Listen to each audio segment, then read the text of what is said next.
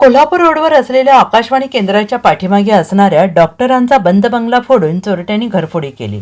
घरात ठेवलेल्या सोन्या चांदीच्या दागिन्यांसह 56,000चा ऐवज अज्ञात चोरट्यांनी लंपास केला. या प्रकरणी अनिरुद्ध अरविंद कुलकर्णी राहणार यशोदा पार्क C7 मल्हार बंगला सांगली यांनी सांगली शहर पोलीस ठाण्यात फिर्याद दिली.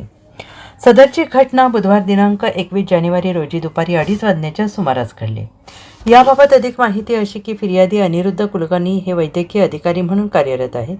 ते आकाशवाणीच्या पाठीमागील बाजूस असणाऱ्या यशोदा पार्क येथे राहतात.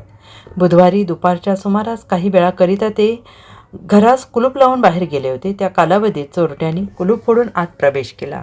आतील कपाटातील सोन्याचे नाणी, चांदीचा मुखवटा, चांदीची वाटी तसेच रोख 35,000 असा एकूण 56,000चा मुद्देमाल लंपास केला.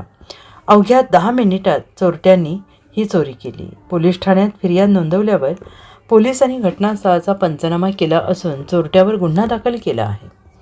Bureau report SBN Marathi, Kolhapur road.